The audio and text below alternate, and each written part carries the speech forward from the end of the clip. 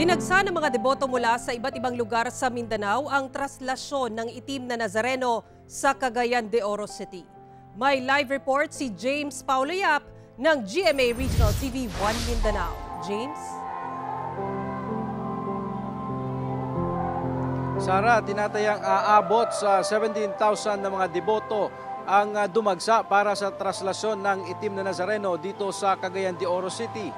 Alas 4 ng madaling araw, isang misa ang isinagawa sa St. Augustine Cathedral na pinangunahan ni Parish Priest Reverend Father Jose Pulgo, hudyat para sa pagsisimula ng traslasyon ng itim na Nazareno sa Cagayan de Oro City. Mahigpit ang seguridad na ipinatutupad sa loob at labas ng simbahan. Meron ding mga pulis, sundalo at mga volunteer groups na nagsilbing human barricade sa andas ng poon upang hindi ito dagsain ng mga tao. Pasado alas 5 ng umaga nang mailabas sa St. Augustine Cathedral ang imahe ng itim na Nazareno na dinaluhan naman ng mahigit 17,000 na mga deboto mula pa sa iba't ibang lugar sa Mindanao. Ayon sa Cagayan de Oro City Police, nag-deploy sila ng mahigit 2,000 uniform at non-uniform personnel na siyang magbabantay sa mga lugar na dadaanan ng traslasyon.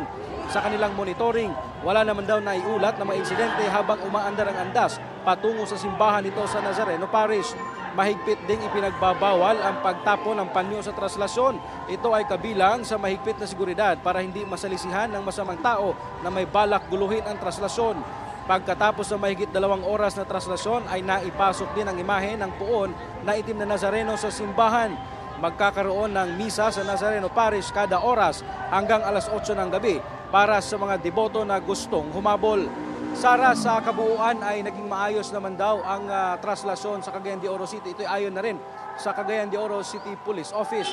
At paalala nila sa mga deboto na gusto pang humabol, huwag nang magdala ng malalaking bag at magsuot ng mga jacket upang hindi na rin sila maantala sa kanilang pagpasok sa simbahan at asahan din daw ang mabusising pag-check ng mga bawat debotong papasok sa simbahan. Sara? Okay, maraming salamat James Paulo Yap ng GMA Regional TV 1 Mindanao.